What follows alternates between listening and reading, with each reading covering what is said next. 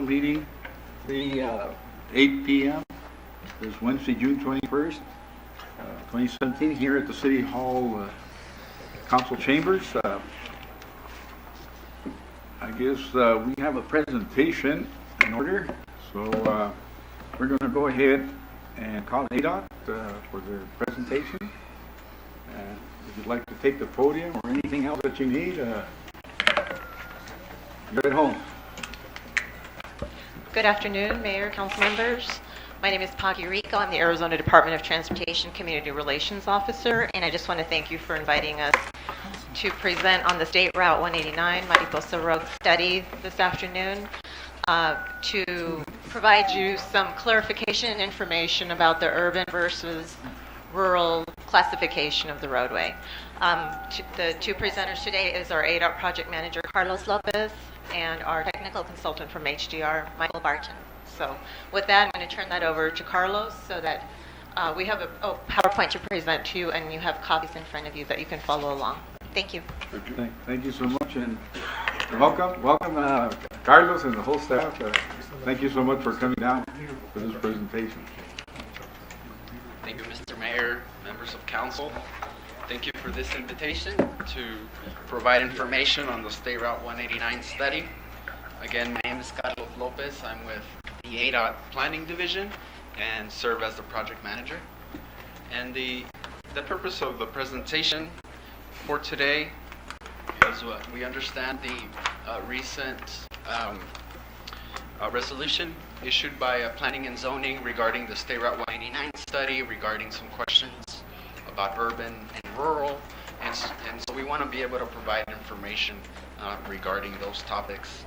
And we also, appreciate the collaboration we've had with the city. There's been several resolutions issued by the city in support of State Route 189, and we hope to continue that collaboration moving forward.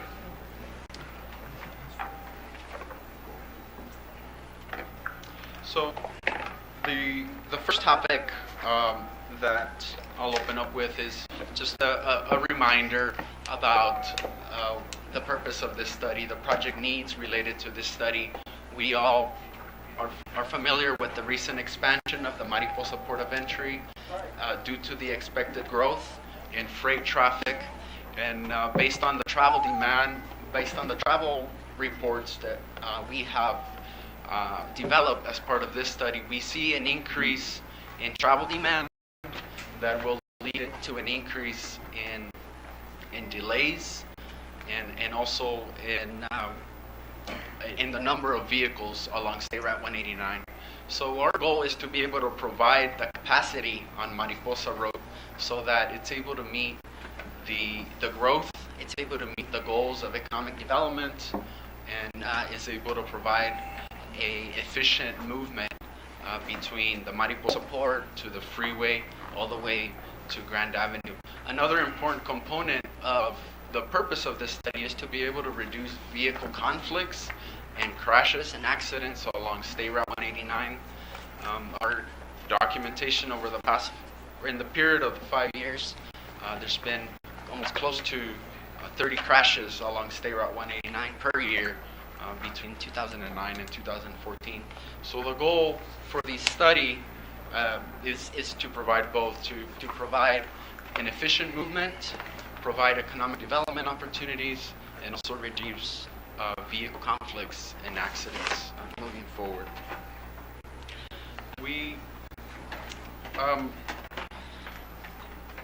So as we look at these issues that we identified, the increase in traffic, the reduction of vehicle conflicts, one of the main goals of our project is to have an acceptable level of service, an acceptable operation along State Route 189.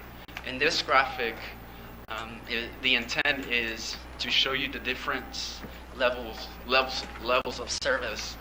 Level service A is considered free flow condition. Traffic can increase speed or decrease speed with minimal delays, versus a level of service F where it's heavily congested and not a lot of mobility. The the goal for the study is to have an acceptable level of service D, where it's restricted flow and some moderate congestion or higher or above. So as we look at future growth of State Route 189, we want to be able to maintain at least a level of service D, which is considered with moderate congestion. And so we're looking, what are those opportunities? What are those solutions that are going to be able to get us to at a minimum of level of service D? And that's where the access management solutions come in. Access management proposal. And what access management is improvements to be able to manage the flow of traffic and to be able to manage the vehicles coming in and out of Mariposa Road. And so this graphic explains the variety of the menu of intersections along Mariposa Road from Target Range all the way to Grand Avenue, the existing level of service. Some intersections are doing okay. For example, Target Range is looking at a level of service C. Over the next several decades, our design year of 2040, if we do nothing, that condition is going to get to a failing level of service F. And so our goal for this project is to come up with what are the solutions so that, for example, Target Range doesn't get to a level of service F, but rather stays at a level of service D or higher. We've also based on our data, we do see the need for access management for a median along State Route 189 to be able to manage the traffic over the next several decades. At the same time, we understand that the median is a change to the current condition of State Route 189. And so we've also done a property owner coordination effort and outreach where we've been meeting with property owners along Mariposa Road. To date, we've had about 30 property owner meetings where we're discussing proposed improvements, we're discussing access opportunities, right-of-way issues and needs. So we've been having that dialogue with property owners along State Route 189 because we want to get their feedback. We want to be able to develop a project that it's done in coordination with the city, with the property owners, with the county, with our federal partners. So we've been out meeting with property owners and discussing ideas, discussing opportunities where we can find the appropriate solutions along State Route 189. And this process will continue. This environmental study, the goal of it is to capture the boundary of the improvement, the boundary of the proposed projects. The next phase, it will look into the final design. The next phase will look into the details of the design of State Route 189. So this outreach with the city and property owners and the public will continue as we proceed along this project. We also, regarding the rural and urban designation classifications, so the Federal Highway Administration and ADOT have designated State Route 189 as a principal arterial. Federal Highway doesn't differentiate between urban or rural. It classifies 189 as a principal arterial. However, ADOT does provide that detailed classification of urban and rural. According to the most recent census data, the city of Nogales is an urban cluster. Therefore, the ADOT classification on State Route 189 is an urban principal arterial consistent with the Nogales general plan. And so that's the approach that the study team has taken on State Route 189. It is urban principal arterial, and that's how it is considered as part of the environmental document. So this next part of the presentation, we'll talk about access management. Why are we looking at access management strategies? What is access management? And my partner, Mike Barton, will lead us through that discussion. Okay, thanks, Carlos. Yeah, one of the things that we were trying to do on this corridor is we're trying to improve the corridor to handle the projected traffic that we anticipate happening up through 2040. And by doing that, we have to keep in mind that we have a fiscal constraint as well. We only have so much money that we have for the project to build the project out. And we're looking for ways to balance the growth of the corridor, handle the traffic in the most economically way feasible. And one of the strategies that's typically used on any kind of facility design, particularly as you go forward and your area starts to grow, and what you want to do is you want to protect that investment over time, and you want to manage the access so the roadway can flow and work well over time. One of the strategies that is done with that is an access management strategy. So in access management, what we're trying to do is balance the traffic carrying capacity of the roadway, but we're also trying to balance that with access needs along the corridor.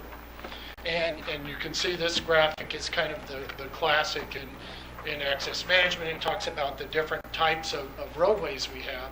And as you go up higher and higher volumes, you get to higher and higher classifications of roadway, and they're able to carry more and more traffic.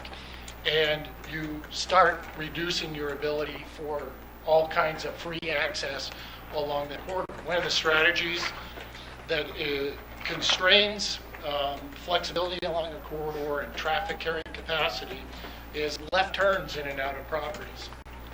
And so what we looked at is we looked at ways to try to consolidate left turn access to certain locations, i.e. major intersections, or at points where we could consolidate them as much as possible.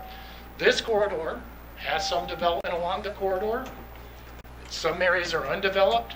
So when you're dealing with an existing corridor, you also have to manage the existing access along there. And Carlos had mentioned that we've met many times with a lot of the property owners and business owners along here, trying to understand access needs, how they access their properties, what they're using their properties for now, and try to accommodate the existing access, but also set up a framework where we can have some sort of access management. So as the corridor continues to develop, we can consolidate access to certain locations and keep them where we can have intersection controls, either a roundabout or traffic signal, and something like that. One of the things that we try to do, this is just indicative of what's happening along the corridor.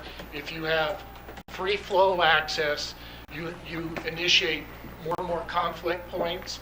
And so through access management, we look for opportunities to consolidate access to intersections, particularly left turn access, and thereby minimize conflicts along the corridor. And as traffic goes up, we've indicated that traffic's going to go up to somewhere in the neighborhood of about 38,000 vehicles on the corridor. What you will see as traffic goes up, accident frequency goes up. You start to have more accidents. One of the ways to reduce accidents is to limit the amount of conflict points, and that's what we're trying to do. So that's kind of how we've approached this access management along the corridor. And the way we're doing that is by adding some medians along the corridor in certain places to kind of help us manage the travel, and then keep safety paramount along the corridor as the corridor continues to grow. One of the things that we modeled our designs off of, these are typical roadway sections in the ADOT roadway design guides.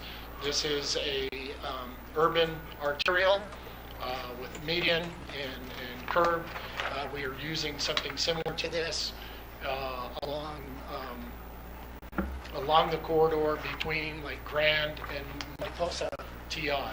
You know, we have curbs medians. We're going to be installing some medians along that section there to help us kind of manage the flow in that area, in that commercial area. And then in other areas where we're not as heavily developed, we're kind of matching some of the uncurbed section that we have now that will allow for, as development happens, it will allow for curbs to be added if needed in the future. And that's all dependent on how the corridor develops, where access points need to be. We tend not to try to put curbs in on these types of facilities, because once we put in a curb and try to second guess where development's going to have their access or how the corridor is going to develop, we end up putting in improvements that end up having to be taken out later. So what we want to do is leave flexibility, leave it open. As the corridor develops, then it can develop appropriately. We have the maps here. I don't know if we'll need to go through these in too much detail. I think most of the folks are pretty familiar with where we are on the study. We're currently working on finalizing our 30% plans, which will include the interim phasing for what's been termed the $65 million project. And then we're also finalizing plans, 30% plans, let me be clear, 30% plans, which are preliminary for our EA effort. We're working to try to get the EA approved this summer. We've responded to all of our comments, and we're working with the ADOT and FHWA team to kind of move the EA through and hopefully get a finding of no significant impact later this summer.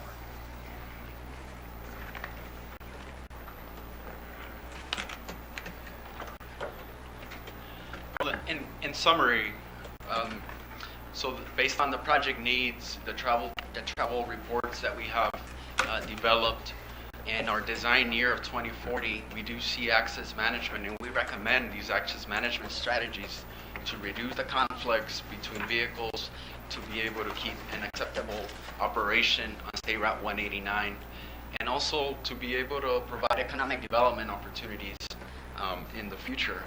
And so, in summary, we hope that we provide information on the State Route 189 as an urban principal arterial, and where we recommend the access management strategies. Thank you for this opportunity to provide an update. Be happy to answer any questions. Yes, we have Councilman Lucero. Thank you. Carlos, have you had an opportunity to look at the resolution that the Planning and Zoning Commission passed, and can you tell us if there are any issues with the resolution as it's written? Mr. Mayor, members of council, yes, we've had a chance to review the resolution, and I think we agree on the urban classification. The ADOT recommendation is to be able to have access management strategies with a raised median, and to have that, continue that collaboration with property owners. And so that we recommend that the State Route 189 is designed with access management in the median. Is that something you'd like for us to put in place in the resolution? Mr. Mayor, that's the ADOT recommendation. That's the Federal Highway recommendation to as our approach to this study, and so that's our position, to consider it as an urban arterial with access management and raised medians, with the understanding of coordination with property owners, so that we're working together, as we move forward. Okay. Mayor, I wasn't finished yet. Oh, okay. Oh, you're following up? Okay. Go ahead, Councilman Lucero. And this other question is for Mike. You mentioned that you wanted to keep, improvements to match existing development in the area, and so you're trying to limit curb, gutter, sidewalk, to let future development, dictate where that should go. So the question is, for those future improvements, who pays for those? That's, it could be the developer, it could be the community. It just depends on I've seen it both ways, and I don't know exactly how the rules work down here with how you guys work with development stuff, but a So lot of right- times development puts it in. Right now, ADOT's paying for those improvements? We have developed a plan to put in capital for what we've shown, yeah. So we've shown part of that in the area where we don't have curb and gutter. Now, when you add curb and gutter, it's more than just adding that. What happens is you start to change your drainage, and you have to handle things a little bit differently than they're being handled now. So I just want to make it clear that in the future, more than likely, it will not be ADOT that's going to be covering those costs. It'll be either the local government or some agreement that the local government works out with. That's, yeah, typically, it's the developer through a permit. Okay, thank you. You bet. So I had, Mr. Mayor. Along those lines, then, that's not going to be in the cost of ESR 189. Right now, we don't have, we have curb in some places we do not. So where we do not, we don't have that in our cost model as we So have. that would just be another extra expense on top of the regular project. For what we've designed today, yes. Thank you. Yes, Councilman, oh, wait a minute, Councilman Maldonado had his hand raised. Sorry. Just to get a little bit of knowledge, the urban and rural change, if it, what, you got us urban right now. If we would look into changing to rural, what would it implement on, cost? Would, go back to the drawing board? Get questions from people in the city wondering, where in the eyes of ADOT, what does it implement as to what changes would it be demanded? Would it completely stop this program or where will we stand? What are the pros and the cons?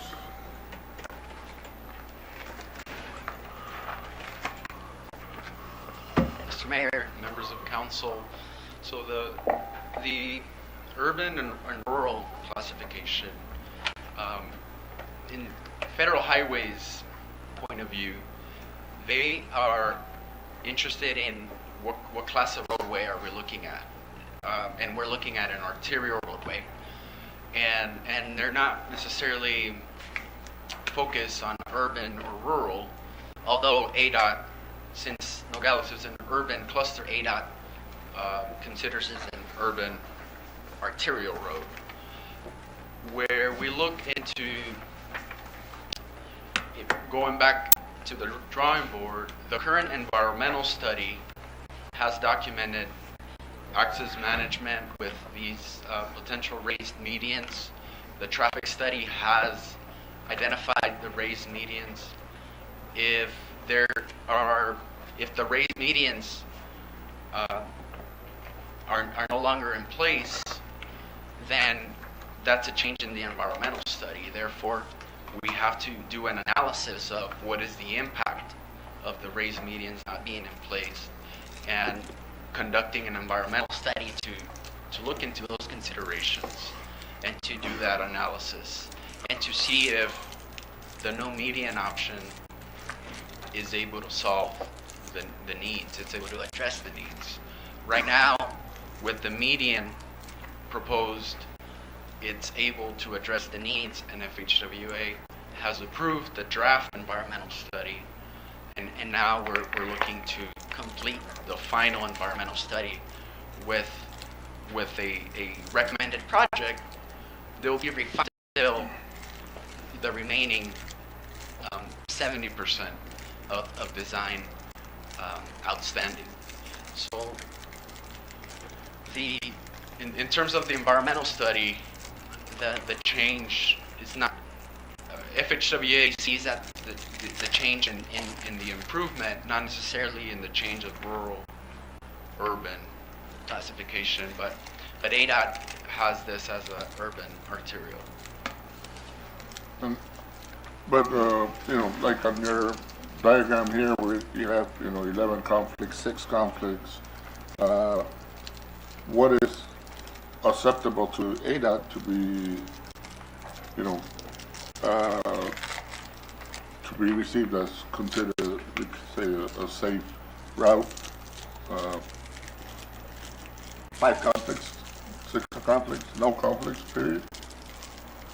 There is no key metric that says you want this many conflicts. What you try to do along the corridor is trying to reduce conflicts when you can, realizing that traffic in general, when you have intersections and things like that, they're inherent conflicts.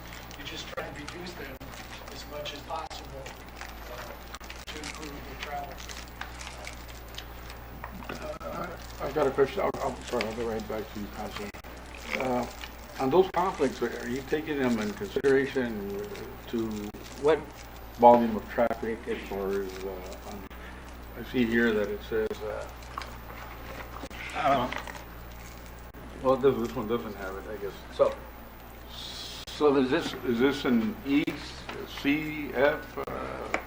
What's it based on? And you're looking ahead to 2040 is eventually the final, I guess, where we'll have all the traffic that's going to be coming through pretty much for what's going to be built. Where are we at on this certain item or diagram that the councilman was asking on, as far as the conflicts, possibly different accidents that might What our occur? traffic studies show is that we're at level of service D. For most of the corridor, D or better. That's for the whole. For the whole corridor. We look at intersections specifically, but we don't necessarily look at driveways and do level of service on a driveway entrance or anything like that. But we do look at major intersections like Target Range, at the interchange, Grand Avenue, and things like that. I mean, Grand Avenue is one that we do have some, because of the proximity to the railroad, we have some time frames where there's predicting maybe a little bit worse than D at that location. But the rest of the corridor, we're showing level of service D or better. Thank you. Councilman Barona. Thank you, sir. I have a question of clarity and a comment. The question of clarity is for you, Mr. Martin. Just to make sure that I understand, from the roundabout on Market Range Road going west to the port, if the developers on both sides of 189 there decide to develop, who's responsible then to pay for the sidewalks there going down there? Because, I pull out there quite a bit, and I've seen more and more walking traffic and bicycle traffic heading east from the port, and they're walking right on the traffic lanes there, and something's going to happen one of these days. So my question is, who's going to pay for the sidewalks? And if it's not ADOT, who's going to maintain control of the sidewalks after they're built by, let's say, the entrepreneur?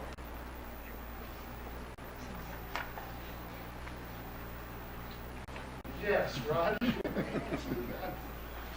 Hi, I'm Rod Lane, I'm the district engineer, The district engineer? South Central District, in the Arizona Department of Transportation. Could you come up a little? Sure. Typically, when a developer comes in, we'll make an agreement. They'll need access to our facility. That's fine. Does ADOT from the port? And when you do that roundabout, you're gonna have a lot of trucks slowing down on the roundabout, which is gonna push them off to the left. We haven't. Presentation and your resolution. We're in agreement with Consideration so we can have the full knowledge. Go ahead. But, Because I thought we, Till the end of the month? of our meeting at 6 o'clock. Okay, that's fine. That's on there. Okay, yes. So that, and then, Yes. I don't think it's a conflict, because Mr. Lopez articulated his thoughts extremely That's well. that fine. They are in agreement to this, so I don't think that our resolution would cause any conflicts with you.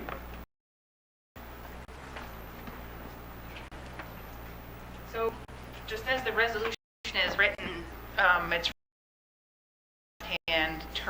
access. So the resolution itself would have to change, so that ADOT would work with whatever section of that road it is to address their left-hand turn access, not to have continuous access. Because what ADOT has said is that they want to have this intermedian to control access for safety and flow. So the resolution as it's written would be problematic in that it calls for continuous lefts when you need to have the median and controlled lefts. So that's the conflict. Mr. Lopez, do you concur with her? Correct. Okay, so then we need to change our resolution then, or just, would you agree? Mr. Machado,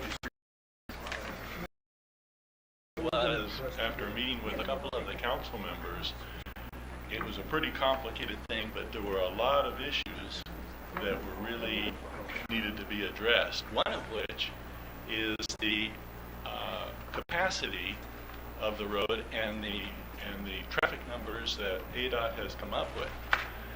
Right now, the vehicle per day increase. There's the same increase between Frank Reed Road and I-19. So there is no growth allowed or contemplated, and that's one issue that needs to be taken care of. And the problem is the pavement section that ADOT is providing, the raised median and 4 lanes, will not handle that by using their own numbers and their own diagrams. So that urban versus rural had a couple of things that it did. One is it added 3 lanes each direction instead of 2. Another is that the larger vehicles cannot make a left turn or a U-turn. So they're going to have to go to some other city street and take the roundabout way because there's no bulbs or other things allowed for these semis, for these motorhomes, for these school buses to make a left turn. They will not make a left turn in what is provided right now by ADOT. And then the future growth, no anticipation for that. So there were several things that I tried to simplify when I presented at the city council, and that's the solution. I do have my numbers for what I just spoke about, which is the traffic crossing the border and the traffic going through, so I can show that there is no growth contemplated in these traffic studies that were done. And that's a big issue. This road's going to have to be widened in the future.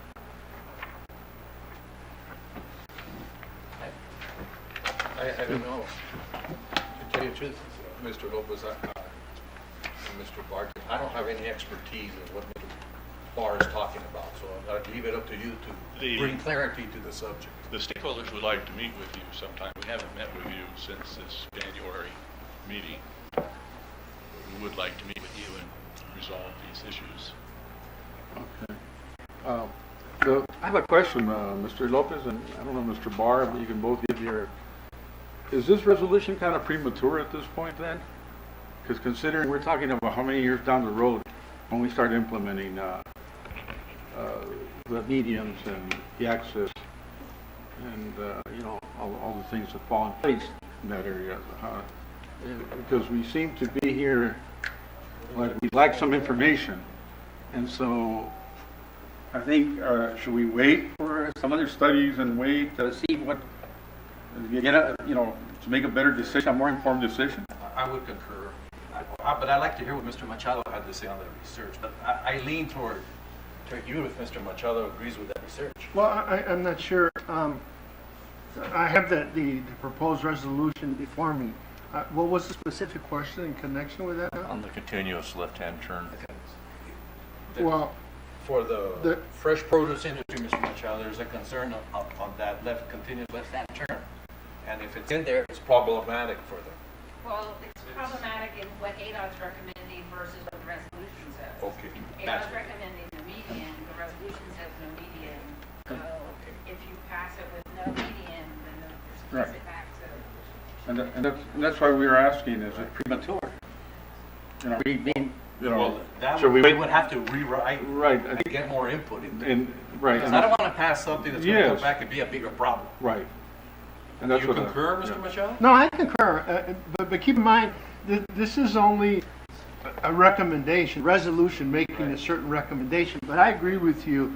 The way it's written is not really clear. They're talking about a continuous left turn lane in accordance with so-and-so. I'm not sure if the proposed median, would that constitute the continuous left lane? Anyway, what I would suggest is our resolution be very specific in our recommendations. I agree with And, that. and I believe future studies which would put the right light on it and get the right perspective on it so we could make a. Or let them hash it out. Yes. All of these people hash it out. Right. And then bring us the resolution when you're all done. And that would help. Here's another comment from Mr. Corey. Yes, Mr. Corey.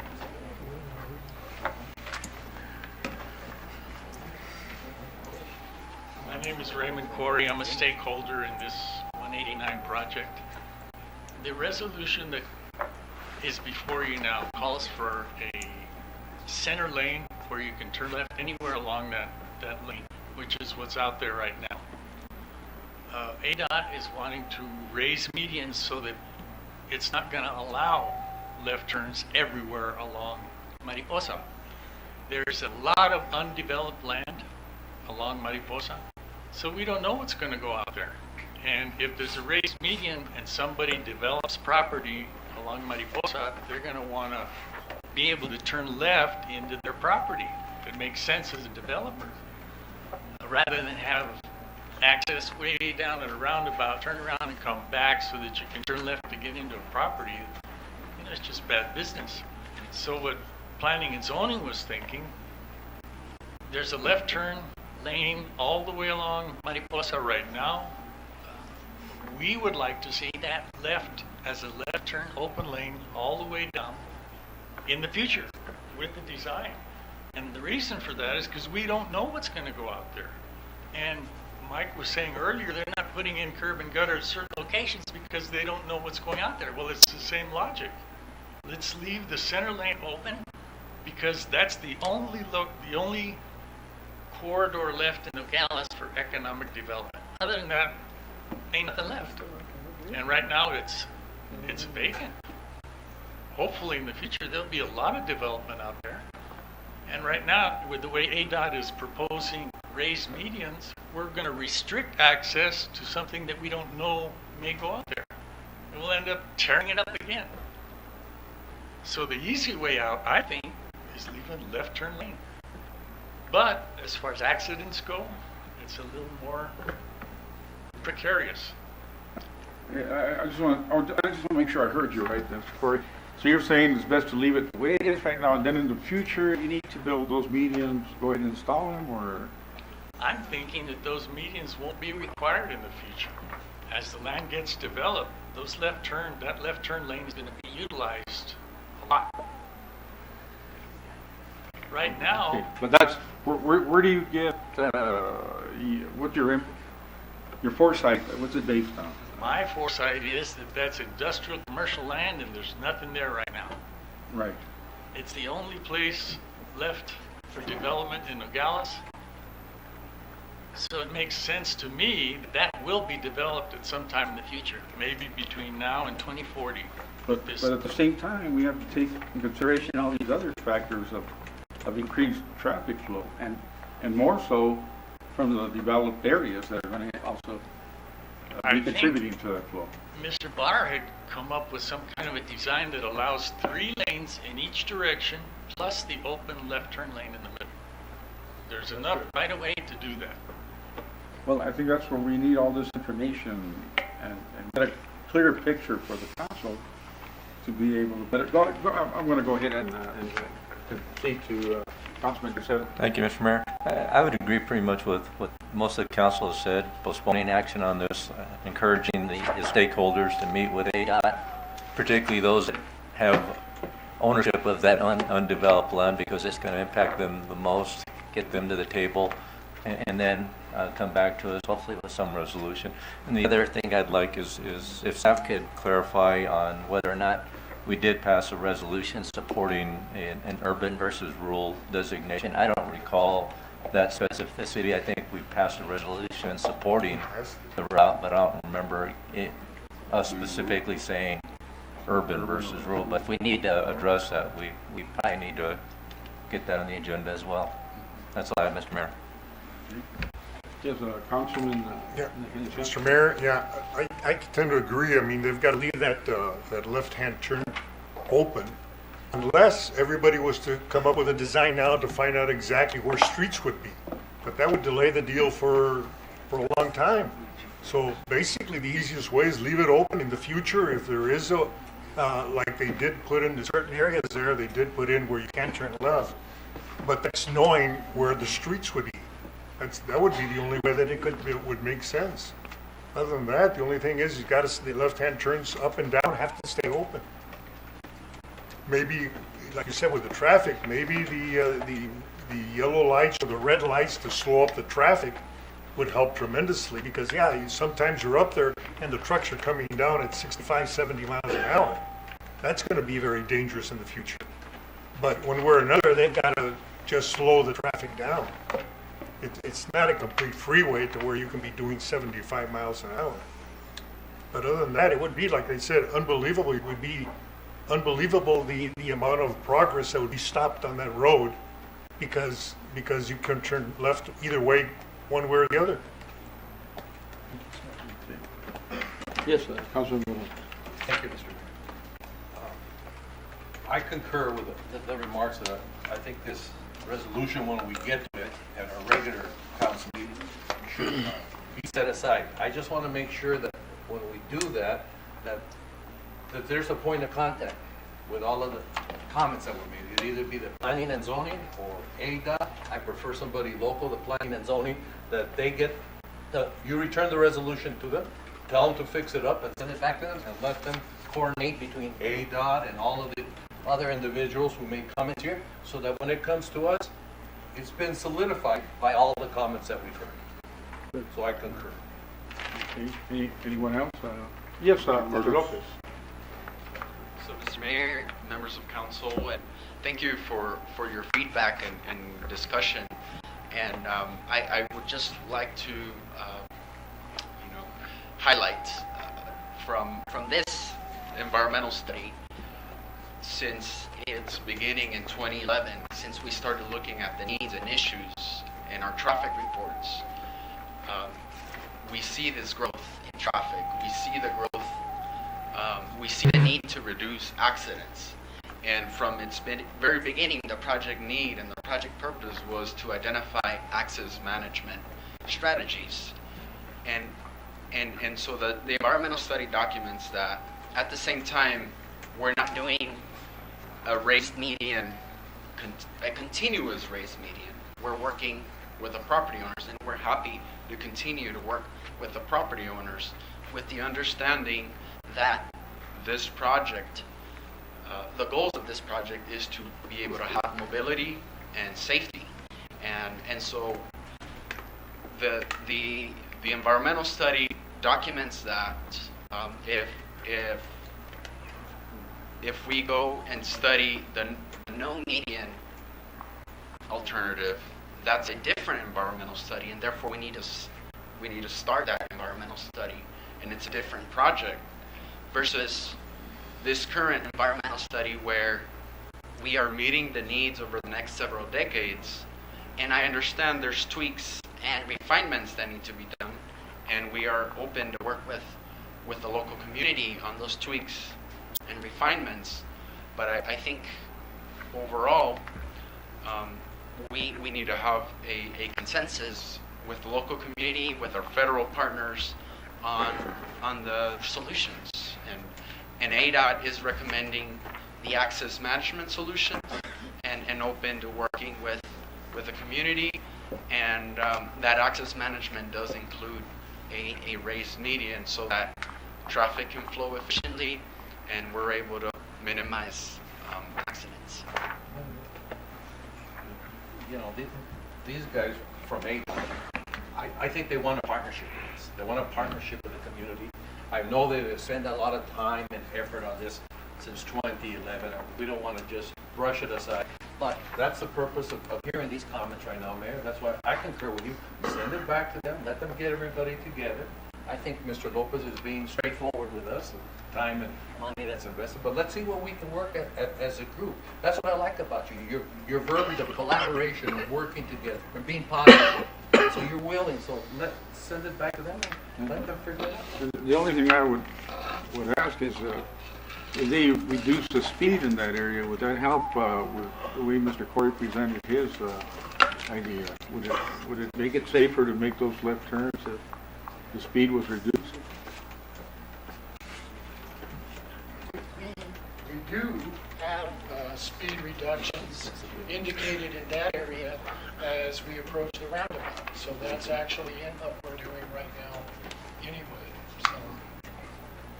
Well, good. Then it means all things taken into consideration.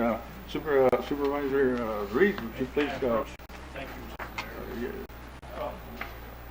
Mayor, Council, thank you so much for allowing me to speak. And this is certainly an important project for this community. And while I understand that we need to have access to be able to have economic development in areas for development such as along Mariposa, the one thing that we have to consider is, number one, there has been a certain amount of money that has already been put into the studies, and that is what ADOT is recommending. It seems to me that ADOT is willing to meet with some of the participants, and maybe a compromise can be made that fits within the design of urban. If you choose to do away with it, there are consequences. At that point, they have to develop a new environmental study, as I understand it. There's a $25 million amount that the governor has pledged towards 189. The Fresh Produce Association, the Trucking Association, is going to tax themselves on a per axle so that they're able to meet some of the obligations to pay for the construction, and we don't want to do that. I encourage you to really hold back on this one until ADOT and the people that are interested take action, because if you go to typically open left lane and it takes a project off of the 5-year plan, the chances of us getting another opportunity to build or improve State Route 189 are going to go away. We don't want that. We want to make sure that we have the infrastructure in place that allows us to grow. And hopefully, when you guys meet, you're able to find some solutions to meet the requirements of the people that have the land out there, so that there can be future development. So, I would ask you to proceed with caution, just so that we don't lose what we already have, the $25 million, the money that the ADOT board has pledged, and hopefully there will be a very positive outcome after ADOT meets with them. And so thank you for allowing me to speak, Mr. Mayor. Thank you, Mr. Reed, for your comments. I appreciate that. Is there any other comments? Yes, Linda, would you? Okay.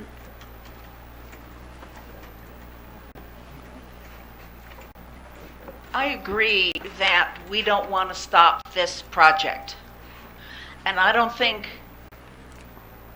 anyone has said we need to stop this project. What we're concerned about is economic growth for Nogales. And the only place, we have 2 spots which we may be able to provide economic growth. It's up by the Home Depot and out there on the north side of Mariposa.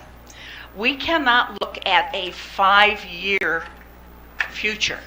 We need to look at a 20-year future, because if we're restricted on how they get to the north side of Mariposa, that is going to cut the economic development of that area.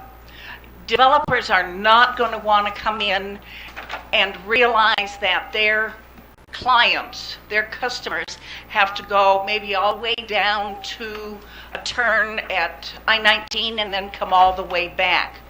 Now, possibly what the idea can be is for that area right by all of that vacant land, maybe that area can have just a free-flowing center lane for left-hand turns, as opposed to the area that has the medial barriers and stuff. But you're going to have to take into consideration that according to the general plan, which I know all of you have read cover to cover, we want growth here in Nogales. And that area is one of the few areas that is going to be available. And if we restrict ingress and egress, then that is not going to be an attractive place for development. Thank you. Thank you, Ms. Preston. So, I think we're set, Mr. Mayor. I just saw Mr. Vanderbilt. Did you have your hand up? go ahead and step up to the podium, Mr. Brown. Scott Vandervoort. I think going forward, a few of the discussions you need to have are how the city designation of the road may or may not affect the state designation, because urban arterial in the eyes of the state, from what I've learned here, doesn't necessarily cancel out development in the permitting process of the city. So how does that permitting process for development along the road occur, given the two different, the way that the two entities, the state and the city, designate the road?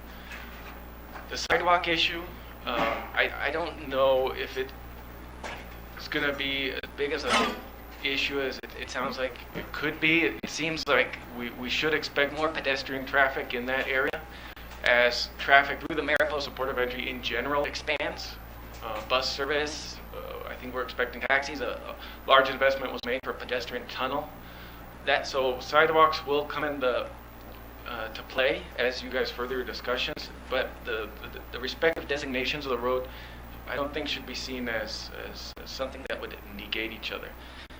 Lastly, when you look at development, and it's correct that the land along Mariposa Road is some of the last remaining large space for development in the city, I think it's important to look at the parcel maps and identify exactly how many parcels abut Mariposa Road and would be serviced by a potential middle turn lane versus the total number of parcels within that large amount of open land that would need to be serviced by other access points, such as pre-existing easements, La Quinta, Mariposa Ranch Road, Calle Plata.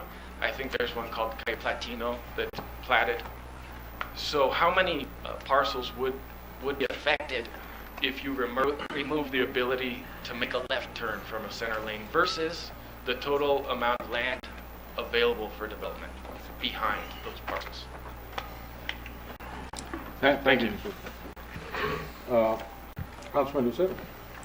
Mayor, do we know whose land that is that everyone's so concerned about?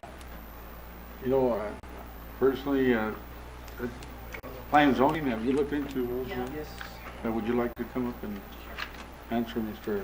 Lucero's question?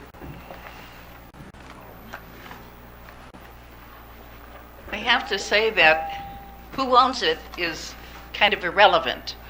But It's relevant because I want to know if they're here, Linda. That's why. oh, yes, of course. Noe Garcia owns some of it. The Barr brothers own some of it. So you've got major developers who need access. That's why I was trying to find out if they were here Yes. representing Yes, themselves. and they have been to all of the planning and zoning meetings where we talk about this. We've had the one in March where everyone was invited, and they came and we talked about this. We beat this to death. So yeah, Okay, we're very familiar with that. Thank you. Thank you, Mayor. Okay, thank you, Councilman. Any other questions? Well, it seems like we're going to need a little more light shed on the matter, so we're going to hopefully get a report down the road that'll again inform us a little more, and then we'll see what kind of action we take. So thank you so much, everybody, for bringing your comments and viewpoints, and especially designs and everything that's been done at this point. So we're all open-minded here. We just want to make the right decision, and so we hope you can all work together and bring us what we need to know. Thank you again for that. Thank you. I believe this concludes the presentation. And again, we thank ADOT for taking the time, coming down here, and been very informative and helpful, at least giving us a direction. And we're going to still wait on you. So thank you so much.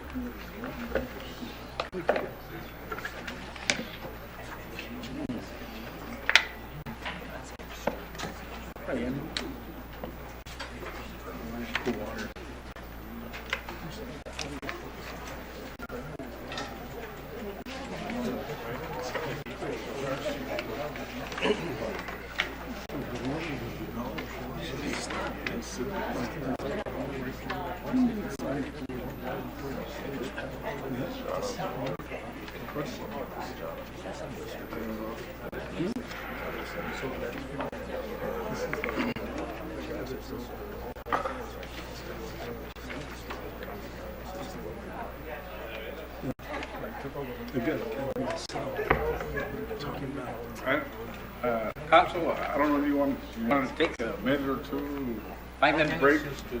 We're going to go ahead and take a 5-minute break before we get into the next item.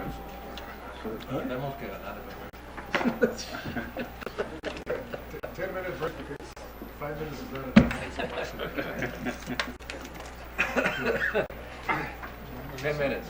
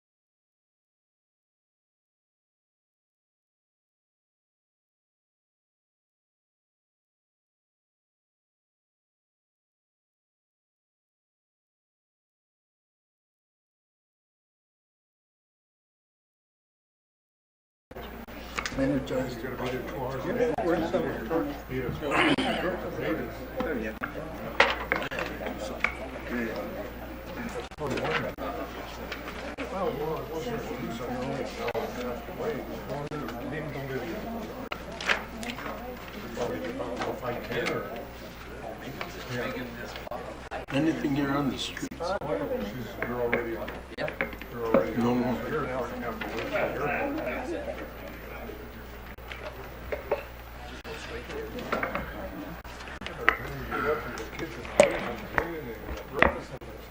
No. Okay, I call this study session meeting back to order. And we're going to start with item number 3A, discussion on the fiscal year 2017-2018 budget. I don't know who's going to take this one away or run into it or... Mr. Mayor, members of the council, I think Jeanette is ready to give a brief presentation, and I believe there was prior discussion of the original intended budget discussion. So with that, Jeanette?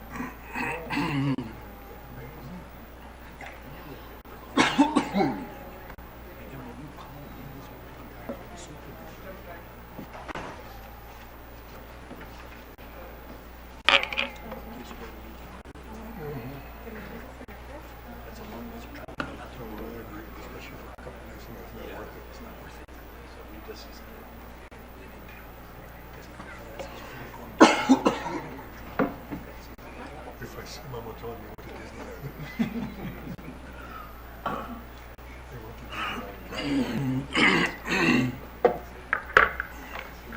So, good afternoon, Mayor and Council.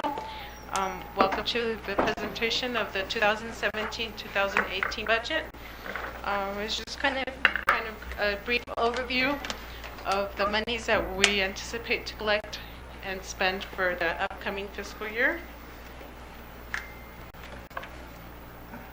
So, just to kind of give a presentation as to why we have a budget. The purpose and goal of the City of Nogales' budget is to provide the best services possible to our citizens, but also we want to be able to efficiently and effectively use the monies that we collect to meet our goal, which is to meet the needs of the citizens. So where do we collect our revenues from? We have several sources. The largest source, of course, is our general fund, which includes our sales tax, state shared revenues, any permits, fees that we collect, business license. And then our next major fund is our HERF fund, which is also state shared revenue that we receive. Then we have our sewer, water, and sanitation funds, which is our utility fees that we collect throughout the year for the services that are provided. And then we have other miscellaneous, some grants that we collect. Here, you'll see this large amount. And this is just an amount that we put into place to anticipate anything that might be, that come up in the future, like maybe a grant that we didn't anticipate for, we didn't plan for. So we call it a rainy day fund, and that way we can have that capacity to receive that money and spend it. So this year's budget for overall is going to be $53,925,725. So then we look at where the money is spent, and as you can see, the largest expenditure that the city incurs every year is our payroll at 21 million, or 23, I'm sorry, I'm saying right. And then we go on down the line, we have our professional services, our contractual services, materials and supplies, interfund transfers, our other operating costs, our debt, which is our bonds, and then the capital leases that we have, our general fund contingency, which is money that we set aside in the case of an emergency, something that we didn't anticipate for as well, and then our capital. And again, this is all comprised of all the different funds and revenue sources that we have. So for this year's budget, some of the challenges that we faced is that we continue to have a decrease in the sales tax that are collected, and our ongoing costs for health insurance that continue to increase every year.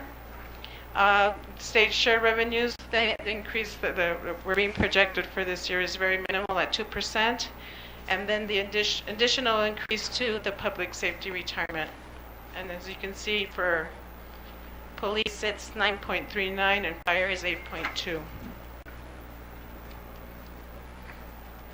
But the overall question is, will our budget be balanced? Yes, it is balanced. And how was the budget balanced? The initial process was, when we first started, all the funds were balanced except for general fund. As we continued to work towards balancing the budget for general fund, we met with department heads to review and compare what they had spent in the past. This exercise helped us to shorten the gap between the budgeted revenues and expenses. In addition, we met with all of you individually and discussed some of the items that we were proposing to reduce for the next year to help us also balance our budget. These savings proposed were incorporated into the final budget. So at the end, what we had was a balanced budget. So what's next? We begin the new fiscal year on July 1st with a final approved budget in place. And we continue to work with Mayor and Council and the department directors to address the needs of the city's operations in an effective and efficient manner. And I'll open it up to questions. Mr. Mayor? Yes, go ahead, Councilman Doris. Yes. You mentioned that you met with us for the final budget. However, you did meet with us for the tentative budget. Is that correct? Well, yes, we met for the tentative. Before presenting the tentative budget, yes. And is that when you took our concerns into consideration?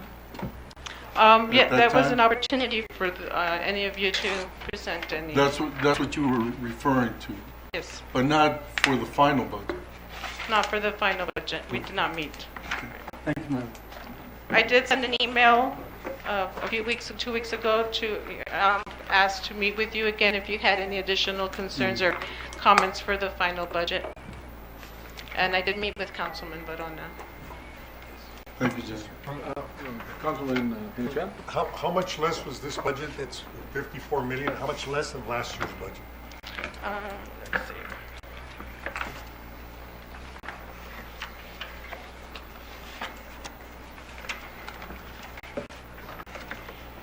And unfortunately, this only shows the operating budget.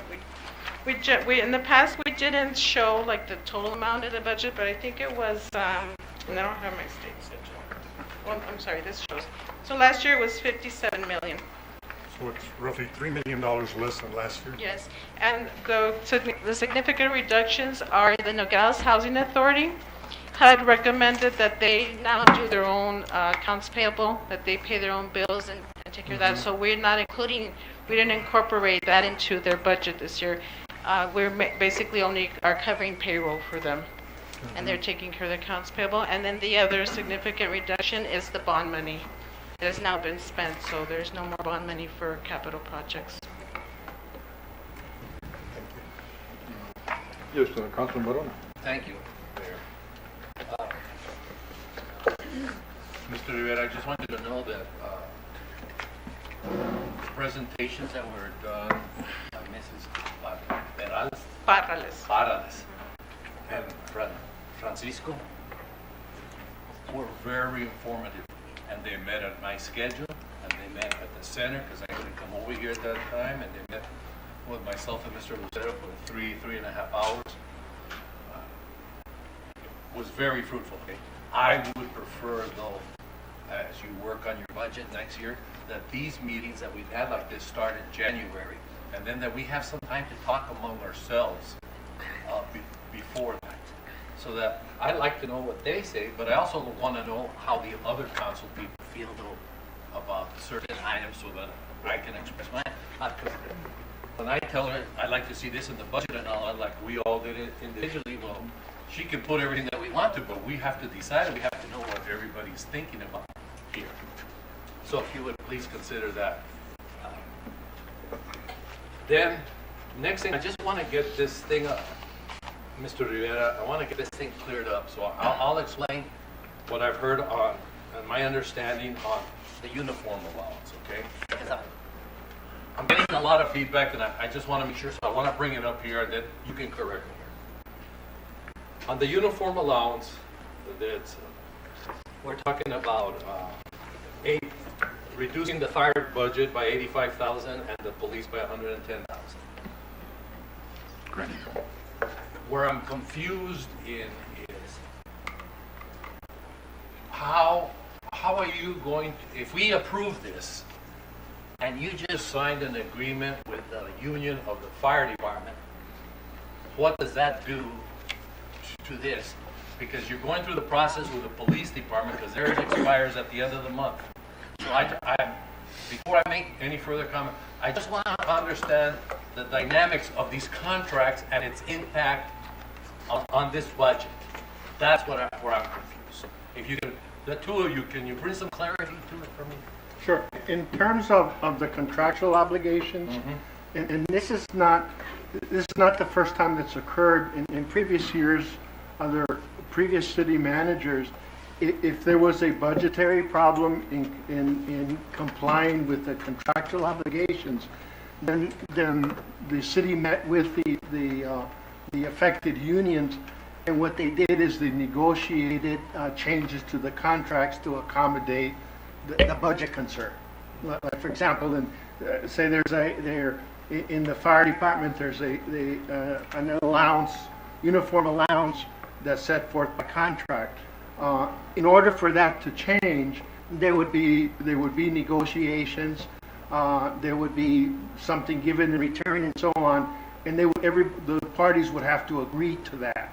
Absent an agreement, there's contractual obligations. Okay?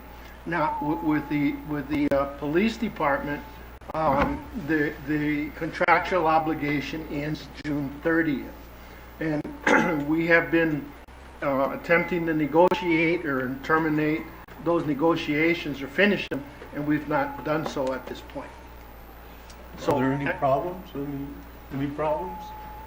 Well, no, I can't say there's any problems. We've had meetings, and we were going to have a third meeting, and it has not been scheduled.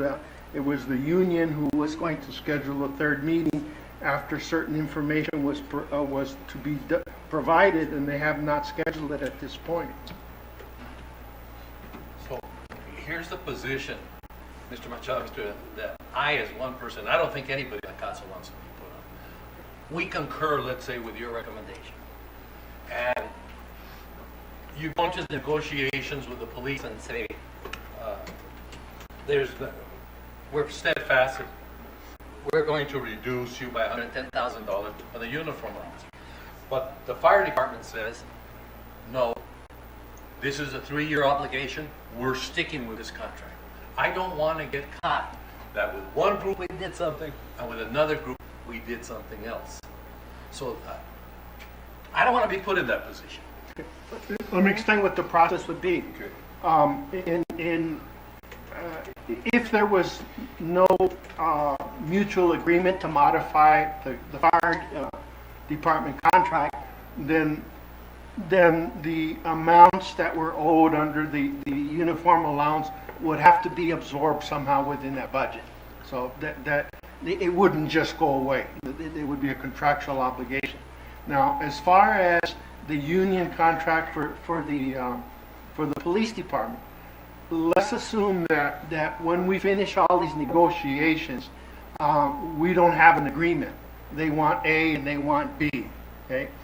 Then that will come up to the council, and then the council will determine whether you're going to go along with the recommendation of the city manager. In this case would be the provide uniforms in lieu of the allowance, or go with the allowance as requested by the police department. So it would come back to you for that determination.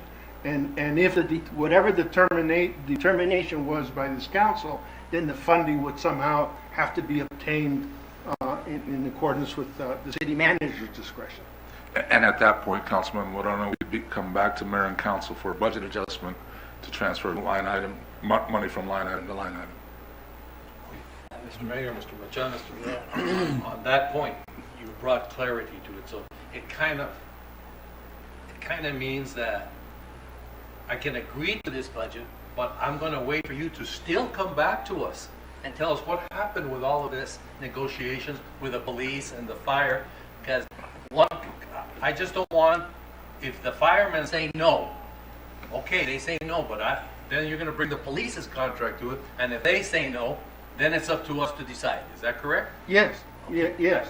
So in essence, what you have here, we can go along with it and just wait until, but if we go along with it, Mr. Rivera, and you come back and say you recommend, I got to find this $200,000, where are you looking to the contingency for that? It would either, Mr. Mayor, Councilman Morano, it would either be contingency or making reductions through another manner, through another line item or another fund. But, go ahead, Mr. Mitchell. and I understand your position, Councilman, and everything should have been settled up to this point. Right. Okay? But these negotiations were supposed to have started in February of this year and have been terminated way before this time, so that the council could have determined what they would agree to on the contract. Okay? Yes. Okay? But I want to make it real clear, crystal clear, that the fault is not with the city staff. It's the police union who dropped the ball. And they did not even request or proposals or a meeting until the city brought it to their attention. Guys, we need to move on this. So that's why we don't have an agreement at this point. And Mr. Mayor, Mr. Machado, and I agree with you. I'm very disappointed we're talking about this right now. This should have been resolved, and you should come back and say, these are the agreements, everybody has agreed, this is what we have to do, or they don't agree, and that. But talking at this point in time is hard, because right now, I'm in a position to concur with, let's leave it like that. It doesn't mean that we agree with it, but give you time to negotiate, and then come back and tell us what happened with the negotiations with the police department, what happened when you told the fire department about that part of the negotiation, and then come back and tell us. Okay, because these things should be resolved with you. I don't want to walk out and have them come to me. You guys should resolve all of these things and bring these things to us at this time. And then, Mr. Rivera, can I just ask you for your your thought process on why you're recommending this. Mr. Mayor, Councilman Varona, members of the council, when we sat down to analyze what we could cut, we were working under the original assumption that the health insurance cost was going to go up $500,000. It went down 3%, so not quite $500,000, but we were looking at a drop in revenues, excuse me, loss in sales tax, increases in retirement costs, just a slew of problems that we were facing with revenue dropping at the particular time. So staff's goal and objective was to look at any possible fat that we could trim from our budget without impacting services or staff. And finance, Jeanette and her staff went through and found a large amount of fat within the budget. We analyzed actual expenses of an average over, what, 4 or 5 years? 3 years. 3 years? Last 3 years. So we started looking at what departments were really spending, because let's be honest, people tend to pad their budget and ask for $50,000 for postage and they spend $300. Well, we did away with that, no more. Everyone's budget was scrutinized and everybody was affected. We cut quite a bit, but we still had to cut more. So in order to do that, we started looking at other expenses that we could possibly absorb and not impact staff. And one of these we looked at was uniforms. The uniform allowance that is given to fire and police right now, the total cost is what, Jeanette, in a year? What's that, the 110 for police and the 85,000 for fire? So about $200,000 a year. If you take that over 10 years, we're spending $2 million on clothing. That's a lot of money. Not everybody is in the same position. Administrative staff, the clerical staff all receive a uniform allowance. In reality, if you look at it, the ones that are out in the field, the boots on the ground, those individuals, yes, they are at risk of ruining their uniform, tearing it, burning it, whatever. But an office worker, how often does an office worker need to go out and buy new uniforms? But we're paying an allowance for that. So our position was the same thing that we did at the county, and Greg remembers that as he was there. We did away with the uniform allowance. We said we're going to pay for the uniforms 100%. And when we did that at the county, I think we saved about 2/3 of the cost. What we wanted to do is require the employees to turn in their worn uniforms. If they're torn, burned, whatever, turn them in and we'll replace them. It won't impact the employee because they won't have to pay a penny out of their pocket. You brought clarity. Mr. Mayor, Mr. Machado, Mr. Rivera, is there something that you could bring comfort here that I know that during your negotiations that, let's just say for 60 days from starting July 1 through September the 1st, that this clothing allowance reduction won't take effect until you bring back everything that needs to, and if the council has to make it before. I just don't want to see the cuts until all of this has been settled. And if you all agree and everything's okay, then let's do it. Can there be some kind of a 60-day moratorium or something that the both of you could agree to, that we could wait before the implementation so that there's not, oh, everything's a done deal or anything attitude like that? Is there something like that? So, and then when you bring everything to us, if there's questions, then we can address them. I imagine that could be done within the discretion of the city manager on a temporary basis. Yes, yes. Until you set it up. And yes, I agree with Joe, it can be done. But Mr. Mayor, Councilman Boron, just to deal with the other issue you brought up, if we would have met in January, we had no idea what our insurance costs were going to be at the time because we dealt with retiree coverage at the time. There was no way I could give you a number. There's no way our consultant could give us a number. There's no way our TPA could give us a number. We would have been working in the dark. So I wouldn't have been able to give you any budget numbers because I had no idea what to talk about. So this was really an anomaly that impacted our budget discussions. And in fact, we didn't get the rate increase until May, was it? Till May. And then also state shed revenues are not available till April. So this was just a difficult year. I think even next year might be a little difficult because we're not going to have a full 12 months under our belt with retirees off our plan completely, but we'll be able to get a better picture because we'll have claims without retirees on our plan and we'll be able to gauge it. a little better. So this was just a strange year. It wasn't that we didn't want to meet with you. It's what number do I present to you? I had no idea. Mr. Mayor? Mr. Mayor, Mr. Mayor? Or are you? I haven't finished. I'm sorry, go ahead. Just a question with what he just said. Can you use projected amounts? I mean, it's not going to be the actual amount that you can come back with, but there are projected amounts that it gives you more or less an idea and also the importance of making those decisions. Mr. Mayor, Councilman Rojas, for some items, yes, you can. Okay. Unfortunately, for health insurance, we don't get the data until after the claim is paid. And in this particular instance, we really had three groups. We had the actual employees, which is easily managed because there's very little turnover there. It's the retirees. So when we took them off our plan, we had some that were in compliance and go on Medicare, and some that didn't follow policy, and we left them on. So we had no idea of knowing what claims costs they were going to incur. And in fact, for about, 3-month period, I think it was, the claims cost for the city shot way up. And typically you see that when people are going to be going off the plan, they want to take care of everything they possibly have. Go see the dentist, go see the doctor, have that surgery that they need because they're going to be either losing their insurance or going on another plan that doesn't cover it. So our claims costs shot up. So I couldn't give you that number. No one could give you that number because you don't see that until the actual claim is incurred and paid. So it was just a difficult year. It shouldn't happen again this next time around because we're not going to be faced with that problem again. But I see the trend dropping, to be honest, because now retirees over 65 are not on our plan, so those costs are going to drop significantly. Thank you. Yes, Go ahead, Councilman. Thank you, Mr. Mayor. Thank you, Mr. You're welcome. Just so that we don't skip off, do I have a consensus from the both of you on the 60-day moratorium until it's resolved and come back over here? But the question to me is whether it can be done legally. Yes, Yes, and that's it can. within the discretion and decision of. Sure. Okay. No problem.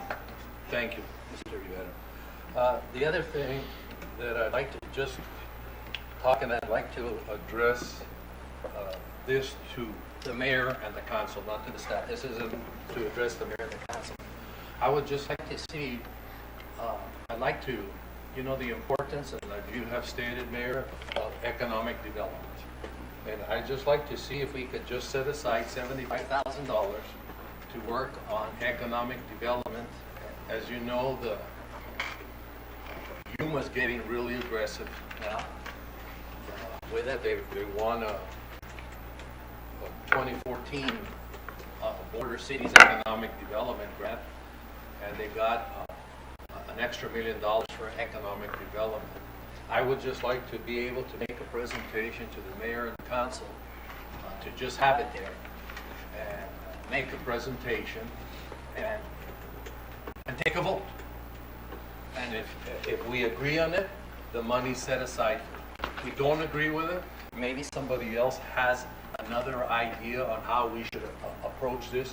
But there's a lot of things that are happening, and I just don't want our community to continuously be dependent on sales tax. You can see by the presentation here, our sales tax took a 7%? 7%. A 7% dip. And, okay, that's 1 year. But if we can't be going through a 7% dip for 2 or 3 years, because then that's going to impact our departments in an adverse way. So I just want to mention it right now. I will make a motion when our 6 o'clock meeting on that, but I would just like to talk about that itself. And do you want to say something about that? You're finished. Would you like to yield to? No, well, You said you had a comment, so I was just waiting for your comment if I could ask a question. Well, go ahead. Okay. Yeah. Councilman Zeta, go ahead. What I'd like to do, Mayor, I think, just so we can all be on the same page, is that we each met individually with staff, and each of us was given a presentation on what projected revenues were, what the expected shortfall was, and staff's recommendation to address it. I don't believe the audience is privy to that, and what I'd like is if that presentation could be made that way, everybody knows what we were faced with. And specific to Councilman Rojas's question was, afterwards, Jeanette met with some of us, got comments, and I'm still not sure if any of the comments were incorporated or not incorporated into the budget, so I'd like to know if what was presented in the tentative is still the tentative, if there haven't been any moves or changes with any of the line items. I think we need to know that, to know what has changed or hasn't changed. And then addressing the revenue shortfall. You know, the way it was trending, it was historically trending downward, and for whatever reason last year, I don't believe you or Jeanette were here when the budget was presented, but it went from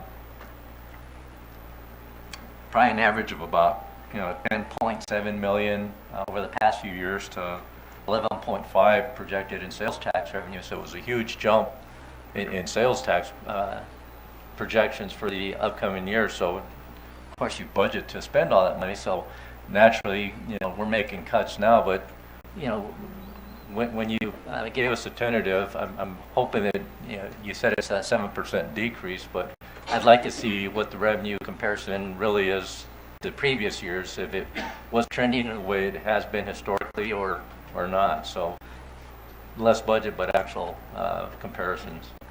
Okay. Thank you. Mayor? Yes, go ahead. If I could just come right back quickly, and also my comments to the Mr. Rivera. I kind of favor Mr. Mayor, Mr. Rivera. I do favor having the Chamber of Commerce get their full funding and Port Authority having their full funding. Could you just share your thought process of what happened there? Mr. Mayor, Councilman Morona, when we started looking at cuts, we cut every department's budget, except if you look at mine went up, but through no action of my own that had to do with a position and something, okay? We cut everybody's budget. New requests, we basically told everybody, don't ask for anything new. Vehicle replacements, we said the exact same thing. I was looking at trying to start a vehicle replacement schedule because we have a lot of old cars out there, a lot of old trucks. The only vehicles that have been replaced recently have been either through HERF or the police department through anti-racketeering. But we're unable to do that. So we look at it as everybody has to feel the pain, every department has to feel the pain. So we looked at cutting the Port Authority and the Chamber by an appropriate percentage, which I think we looked at 20%. I think that was initial talk. But if council wants to increase that, that's fine. That won't make or break the city. If you want to increase the full funding, that's your call.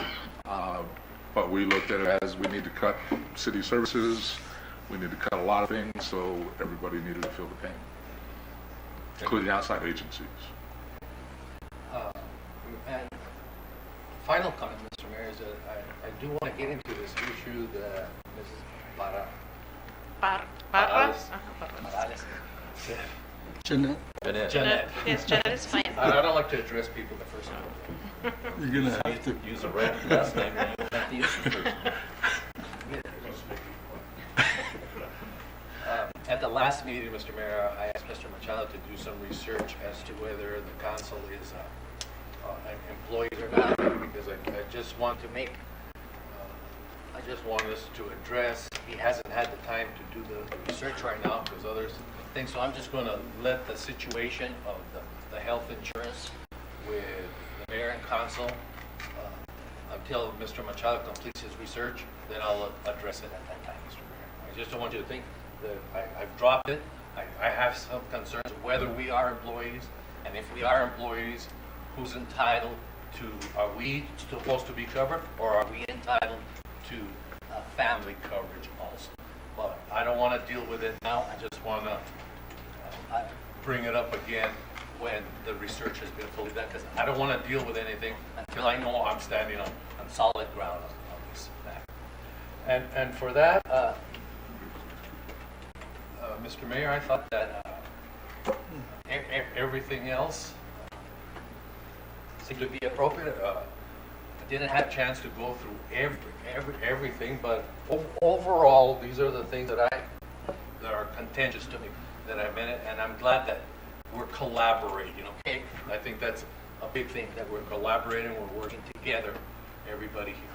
So, Mr. Mayor, that's all that I have right now. Thank you, Mr. Mayor. And thank you, Councilman Verona. Anyone else? Mr. Mayor, a redirect with Councilman Barona here with the 75,000 that you want aside, what would that be for? Any specifics there? I do have specifics, but I thank you for asking, Councilman Rojas, Mr. Mayor. I want to drill down on my presentation to make to you, and to tell you the truth, I'm not going to be ready for another 30 days. This is not a full-time job for me, so it's taking me a little bit longer, but I just don't want to go through all the work and then find out it's not in the budget. You should have brought it up in the budget pack, and I'll have to wait another year. I just want it in the budget, and then I'll make the presentation. I'll ask the mayor to put it on the agenda and everything, and then I'll make the presentation at that time, and then we'll just see. Because you people may have better ideas than I do, and that's fine. I just want Nogales to have economic development. That's what I want to see. I don't care if you want to put your name on it, put your name on it. I'm not interested in being an author in it. I'm interested in having our economy grow so that every budget session we don't get in a decline, and then we start having an adverse financial impact on each of our departments. That's what I want to. Mr. Mayor? But there are a lot of items that other councilmen have. They're not as big as yours. They're smaller, but they're good for economic development. Absolutely. And they're low cost and pretty effective. And excuse me, Mr. Rivera, and I agree with you, Mayor. All I'm asking for is please give me that opportunity, and then I'll listen to all of you, and then we take a vote, and what we can incorporate, let's incorporate. Let's Councilor, fair enough. Thank you. Yes. Mr. Mayor, members of the council, unfortunately, 30 days will take us beyond the deadline. So at that point, if the council wants to approve a program such as this or any other program, we do have the ability to transfer between contingency and fund an item properly, so it won't preclude you from that or any other projects. So all it will be is a budget adjustment. Okay. Thank you, Mr. Rivera. Okay. Councilman Diaz. Mr. Mayor, probably Mr. Rivera can answer this. We have a water rate schedule increase this year sometime? Are the water rates going to go up again? Mr. Mayor, Councilman, yes, I believe in September. September, In yes. September? Yes. I think that will be the final increase that we have until 2019. I can't recall if it's the final or not, but we'll check on it. But I believe there is one scheduled for September. Well, I don't know why, but today I get called by all the people up at Camino La Paloma. By the hospital. And their rates doubled because they got new water meters, I guess, 3 weeks ago in that area, and everybody's crying bloody murder. So I just wanted to know when the next water rate increase is going to be, and then also whoever the meter reader is, or whoever's out there working, they should be more tactful in dealing with the people because they don't have the right answers. People go out there, why did my water bill go up? And they don't, they're going to have to be taught how to talk to the people that are asking the questions, and they have to come up with some very good answers or a way of speaking with the people, the residents. Because I got one lady call me today, and this guy didn't know anything. He said, well, the water rates go up, and that's it. Well, why'd they go up? Well, they just went up. So there's we're going to have to be dealing with issues like that too. So we got to keep it in mind. Thank you for bringing that point, Councilman Diaz. And I've been getting quite a few people coming into the office, and Mr. Kissinger's been helping me explain that.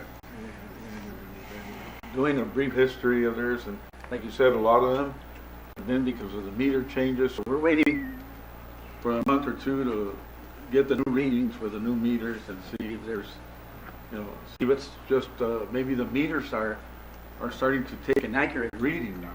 Because some of those older meters kind of slowed down a little, and they weren't measuring the whole consumption. In other words, they might use 100 or 1,000 gallons, and maybe only 800 were registered. And throughout the course of the month, well, now, they're getting charged for the actual consumption instead of the loss that we were taking. So that's one of the issues on the new meter. So a lot of those people that live out there, they're telling me that their water bill doubled from $50 to $100. So, but we're looking into it. Yeah. If you could get, Councilman Diaz, if you can get us the names, we'll take a look at that. But as the mayor mentioned, we're replacing meters that are 40, 50 years old in some cases, and they're mechanical, which typically a mechanical meter does not show actual flow. What it does is it shows reduced flow, so they're probably underreporting. So there's probably going to be quite a few like that. And then on top of that, we're going to that new system where the meter reader won't be going out. We'll be able to read the meter every 15 minutes. So at that point, that customer service problem should go away. I'll get you the name and the phone number so you can call them up. And this nigga was on the work. If you could kind of maybe give the council an update on that new system, so that we can explain also to our constituents, and maybe even kind of give the meter readers that are out there an update also on the new system, so that at least they can explain to the people that they'll be able to actually read their own, meters through the internet. So if we can get all that information out there, I think it'll give a little peace of mind for our citizens, and hopefully we'll get this sometime in the next few months all worked out. Councilman Lucero? Yes, thank you, Mr. Mayor. I want to focus on the budget, and I had a question for staff. If you can present to the public the proposed cuts and the expected shortfall, and then I got a whole lot of questions specific to the budget following that. So if you can just indulge me and let the public know what you presented to Mayor and Council in terms of what was the projected revenue and the shortfall, and how you propose to bridge that gap. Would you like a presentation today before the approval of the final budget? Yes. Yes? Okay. All right. Do you have it now, or? Where is it?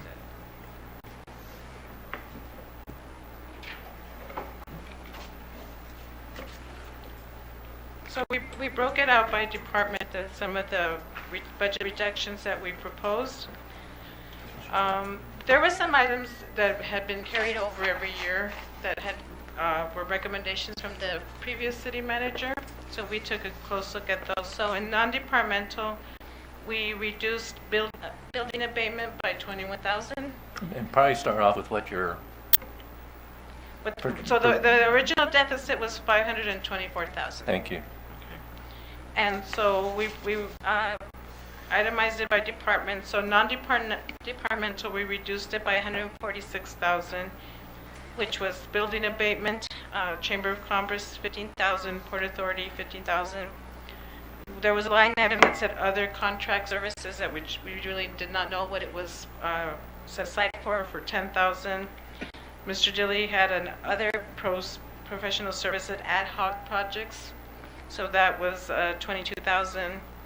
We had memberships and dues in there for $3,200, and then we reduced the monies that we had budgeted for the retirees, the contributions that the city was making on their behalf, by $59,000. And the finance department, we eliminated a position, so that was a savings of $92,000. In the police department, we reduced the uniform allowance by $110,000. And then we also did a reduction in the repair and maintenance of vehicles and the fuel for a total of $169,000. In the fire department, we reduced the uniform allowance by $8,500. Some of the stipends that were being budgeted for $8,400, and these were recommendations from the fire chief. There's going to be some reclassifications in the position, so that was the savings of 73,000. The new engineer that they're going to hire, they recommended a reduction of 9,500, and then cell phone expense, a reduction of 5,600, for a total of 182. And then we went ahead and reduced all other departments, their fuel allocations by 40,000. So that gave us a total reductions of 631,000, which was more than what we had started off with of the 524. From there, we went ahead and revised the revenues because when we got our final state shared revenues in April, they were reduced by 124,000. So they were saying we were going to get less. And then again, Fire Chief McKerney gave us some additional revenues that he anticipates he's going to collect. He's applying for a grant for 35,000. We increased our miscellaneous revenues by 100,000 in case we get any monies from a lawsuit or something, or just miscellaneous revenue. We increased building permits by 25,000, again looking at the prior year's history of collections. And with that, it was an increase to revenue by 47,000. And from there, we did some additional expenses that we had not anticipated at the beginning. The finance department is going to contract with a company to do our inventory, our asset inventory. So that's a cost of 13,000. The court is going to incur a cost because they will now need to have a security system in place. So that was 35,000. The library, they're going to hire an assistant, and they're anticipating an increase of 5,200. Again, Fire Chief McKerney asked for a $10,000 increase in training, and then 35,000 increase in contractual services. And I guess it's for to train the staff to do building reviews or something like that. And then on top of that, he's asking for an additional 55,000, 30,000 to do some remodeling at the fire stations. And then we incorporated some additional costs for the parks at 25,000. So those total additional expenses were 153, which washed out the revised revenues that we incorporated. So you spent it. We spent it. So, looking at let me take a step back. So the comments that the council had given to you at the previous budget, none of those comments were incorporated back into the budget. Is that correct then? For the chamber and the Port Authority, there is some other money budgeted that we could use if we wanted to incorporate back in that amount. Okay. So that's why we have some other items budgeted that we anticipate we're not going to spend. There was 60,000 set aside for the Arizona Department of Revenue for the programming that they did with the new sales tax system that there's. So we could get money from there. And then the one that Councilman voted, another 75,000, that was not because we had talked about using contingency if it was needed. Okay. So then looking back at our revenue history, how is it trending now that we're closer to the end of the fiscal year? Is it still in a downward trend, so it was never going to recover like we had projected last year? If we look at what was budgeted for this year, it was not a realistic amount. I agree, but how's it trending compared to We're going to be like 2 million behind. We'll be almost make 8 million. So. Okay.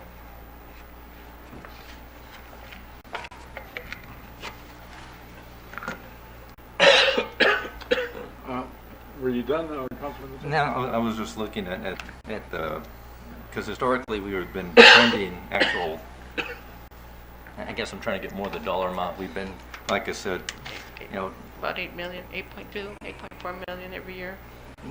No, just on sales tax revenue. 10.9, 10.8, 10.6. Then last year we budgeted 11.5, right. And when you gave us the numbers, we're at 7.7 year to date. Yes. So I was hoping that we're at the end of the fiscal year just about. I was wondering if just on the revenue you've got coming in, if it's looking like it's continuing to go downward and we just missed the...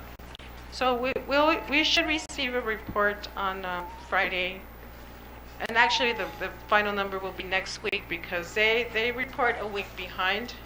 And if the tax return is due on the 20th of the month, and then they send us the information a week later, we really won't know until next Friday and possibly the following Friday what June looks like. But just doing a small audit on some of the businesses that are paying and some that are not, I do see that a lot of businesses are not complying. That was going to be my next question with the change in how sales tax is collected. Do we see that being a major contributor to why we were seeing a decrease? Yes, and we're going to, the staff that works with the local businesses, we are meeting tomorrow, and we're going to start identifying those businesses, but unfortunately we can't reach out to them. It has to be the state.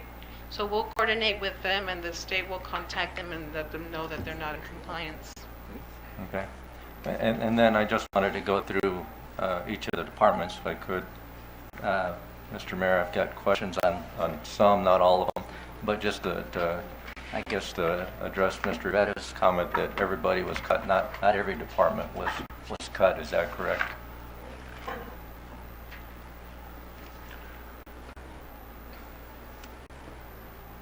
Mr. Mayor, Councilman Lucero, there were cuts made in each department, but because of additional costs, that health insurance costs and other things, the actual budget may have gone up, and not because of requests necessarily, just because of natural increase in costs. I just want to make it clear that while everyone may have been cut, not their budgets were cut lower than the previous. Some actually saw increases, some were significant increases for some of the reasons you stated. Yes, that's correct. And you also mentioned your department in particular, but there's, besides yours, there was two other departments that actually overspent their budget. Yours was one, city attorney was one, and cemetery. Could you explain why those departments were overspent? My budget was reduced at the beginning of the year during the budget adoption, and through a settlement agreement approved by the mayor and council, you reinstated that position and transferred the funding, so you increased my expenses, which was through no fault of my own. The city attorney's office had numerous lawsuits. I believe we settled, resolved the one with IBWC. Resolved during the year, we resolved the Unisource lawsuit and recouped $100,000. And we're still working on. Yeah, we have some other pending litigations, but also the recoveries that we got, the 100,000, for example, and Unisource is not reflected in the overage on our budget.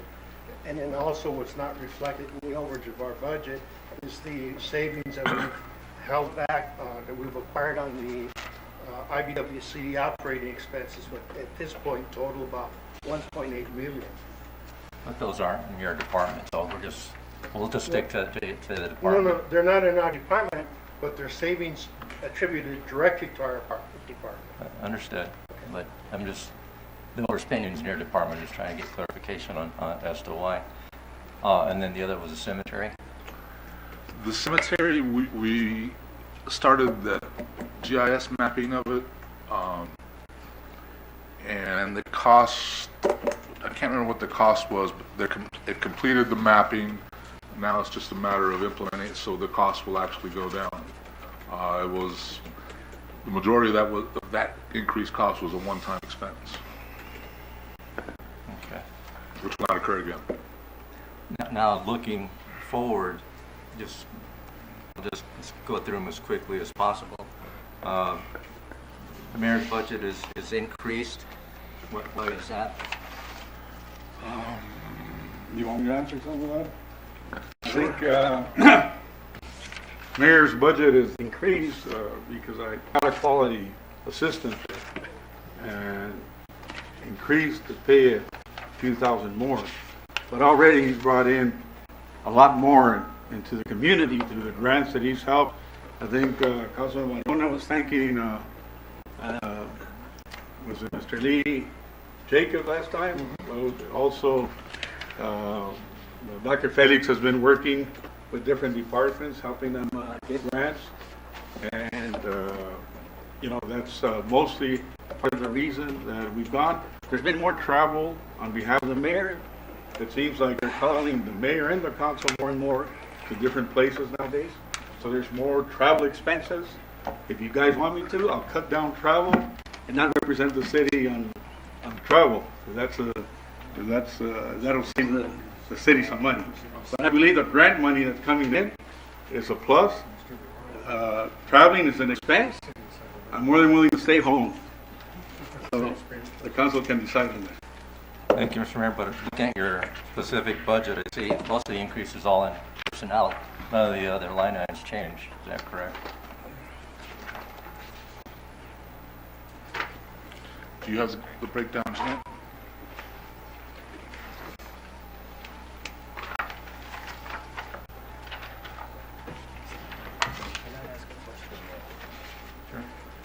Mr. Mayor? Yes, go ahead. Mr. Machado, on that, I don't know if you can answer the question, but I was just thinking about that letter that I got from IBWC, where they made a recommendation to the Department of Justice. I'm just worried, is the money put aside? That demand letter? That demand letter? Yes. It's Okay, put aside. that, Yes. And we've answered that demand letter. I get your copy. no, I got the copy. And our response. Oh, I didn't get your response. Okay, I'll get you. Would you please? So, yes, the increase was, the majority was in the payroll line item, and then some in professional services were, I think, that's where travel and training is budgeted. Okay. Then on the council budget, we saw a decrease. Can you explain why the council budget was cut? So with, doing the same exercise as we did with all the other departments, we saw that there was a large amount budgeted for office supplies. And again, there was no history of it being used, so that's why we went ahead and reduced it from the prior years. But you guys didn't talk to any of the council members to get their concurrence or not on cutting? I believe we didn't, no. Planning and zoning, there's a big increase. Went from 270 to 299.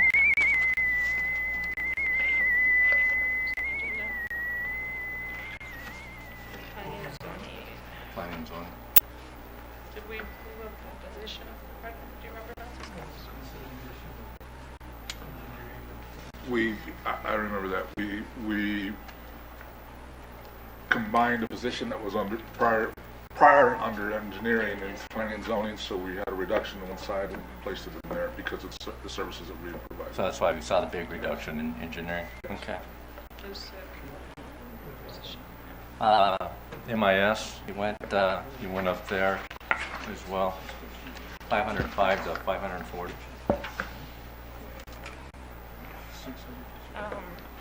For MIS, it's mainly capital expenses, so I think they might be anticipating purchasing some servers or something like that. Councilman Lucero, for some reason, on prior practice, computer purchases, regardless of what department, have always been charged to MIS, which, in my opinion, doesn't properly reflect the expense, but everything has been funded through there, so if there's a replacement in the police department, they end up paying for it out of their budget. So I'm trying to find a way to do away with that because it's not properly recorded. But that's part of the reason why those expenses have gone up. And I think there were some servers that were replaced this year also. City attorney went from 731 to 781, 50,000 increase. And I think that's just increasing Mr. Machado's legal services that he contracts out. He requested a little bit more for that because of all the ongoing litigations. So, Carlos, Joe mentioned that a lot of those services are to cover litigation in other departments.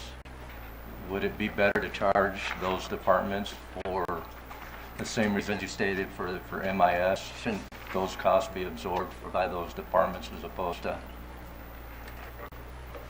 Yeah, Councilman Lucero, yes, we have started that process and we have been charging the appropriate departments. One area that we haven't been able to do that is housing because of some changes in some of the regs, but we're working on that. So yes, we have started doing that, and hopefully it'll be reflected properly in this year's budget. So, for example, the enterprise funds that saw the significant savings, if that would absorb that expense as opposed to the general fund, correct. That could save the general fund a lot of the money that you were trying to cut, for example. Correct. And in prior years, some of these enterprise funds did not have the funds to cover those additional costs, but now with the rate increases, they are becoming more self-sufficient, so they will be able to cover those costs properly. And city court saw a slight increase. Was that because of the security system? And Councilman Lucero, just to make a note on that, it's part of a 3-year process. So by year 3, we're going to have the X-ray detection device, metal detectors, the scanners, and staff to be in the courtroom and man the security. So it's going to go up again next year and the year after. And this is a mandate by the Supreme Court.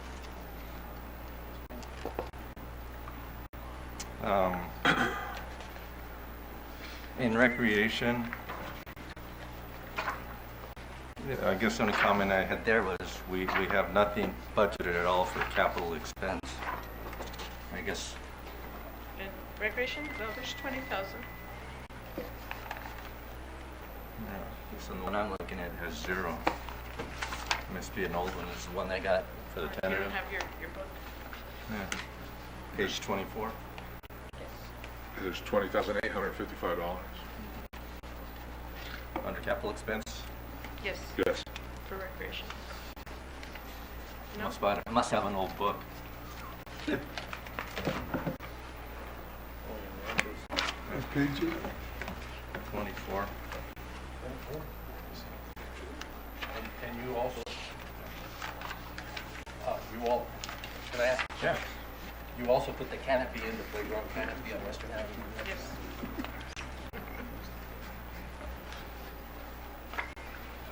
I don't know how that, you have it different now.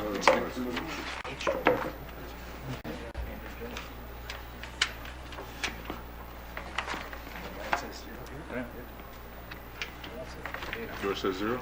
It says 0. 20,000. So are you looking at, it's the next column over. It's the last column. That's 16, 17. No, I was just looking at the actual expenditures, why they didn't spend it. Oh, Oh, That's, he's looking at something. I see. Your question is, we had an amount budget and we didn't spend anything. And I don't know, Marcel, do you remember why we had 19,000 budgeted? So it'll get spent by the time you close the books.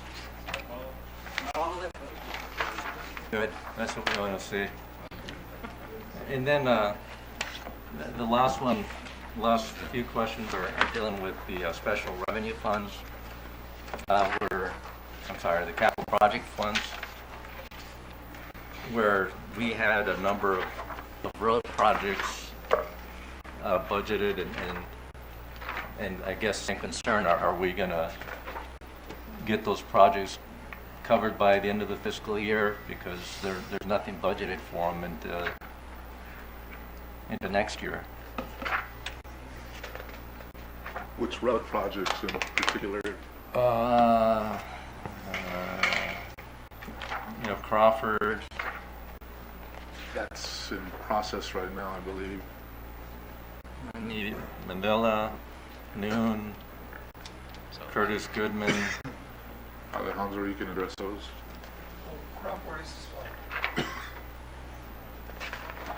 It's in a grant money that we're receiving from ADA, and that's going to be was advertised and the bids received on June 9. So it's in the process of moving along, and it's not subject to our budget process, because it's going to be coming money from SEGO. was approved by you by applying and getting the grant. And the noon is already done, the chip sealing. I just want to make sure that if we're going to expend those funds, and if there's nothing budgeted next year for them, that make sure that they're covered. The ones that we can carry over, we're doing that, and I don't know if in the budget gets reflected that, like in HERB money, that money doesn't go away. It's carried forward to the next year. So. I understand, but I just want to make sure that the projects, because you've got them listed, but they don't have funding tied to them for next year. So I just want to make sure that if they're not finished this fiscal year, that we have them. My understanding that we're going to carry over that money and it's going to be available for next year. Is it? Okay, thank you. That's all I had. Thank you, Mayor. Yes, Councilman. You made a comment right now about the travel of the mayor's office and everything. And I agree with you. You should be at all of these meetings. And if it means to increase your travel, we should increase your travel. Because I know that there was a high-stake meeting in Mexico City, that the mayor of Yuma was there, and the mayor of Douglas was there, the Port Authority was there, and I wish you would have been there though too. It's important that you be at all of these things. So I just want you to know I concur, but to go to all these meetings, because with this economic development, we have to have you at these meetings. And at the same time, Dr. Felix has been taking a big role, and since we don't have right now a person in economic development, he's been using another half for the city under the same budget that I have. Gets paid out on my budget. So he's saving us. The city's going to save quite a bit of money. And he's doing a great work because he's doing it at the grassroots level here, in starting within the city, bringing them together, talking to everybody, and reaching out to the community. So I believe he's on the right track. I think we're going to see good results from this. I wish he would be able to join me in those future where economic development is involved, because he's playing an important role. But I can't afford to pay it out of my budget. You know, I barely can get myself out there. So maybe we'll talk about it in a future date.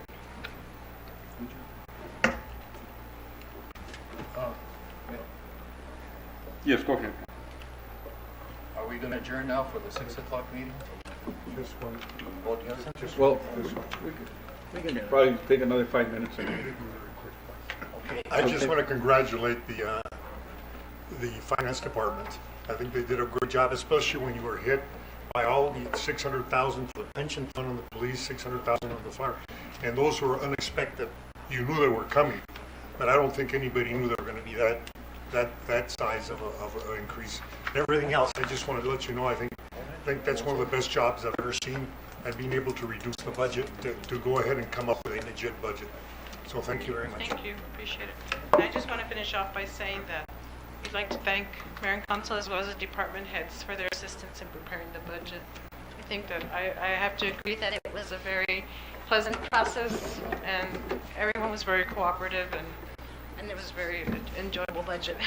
They did a great job. Good job. Good job. Congratulations. Thank you. Thank you, Mr. Francisco as well, and first, Mr. Rivera. I have another question. Mr. Mayor, before you call, can I ask Mr. Machado a question? It's a little off topic, but like on these meetings, Mr. Machado, it says that we're going to start at 6 o'clock because we start our study session at 3, which is great, okay? But at the school district, we can start right now. It all depends how you notice it. If we had noticed the study session and immediately following, that's what we could combine it and do it that way. But in this, Or I think after a this one 10-minute is. break or something. Well, any time that it could be right after. I mean, we Right. could take a 10-minute break and start at 5 till, and we wouldn't get any legal difficulties. As long as you word it. That's right. Right. So for the Next future, Mayor, it helps a lot, because if you look at this, we would have gotten out of here till 9 o'clock at night, and we're tired by that time. So if we start at 3 o'clock and go on, I know when school year starts, we have to work a little closer with Councilman Rojas, which is fine, because he can get here 3:30, 4 o'clock. But it helps if we can start immediately after. Thank you, Councilor Lorona. So, I guess at this time, the study session is over, and we'll have a motion to adjourn. So moved. So moved. All those in favor, signify by saying aye. Aye. Meeting adjourned.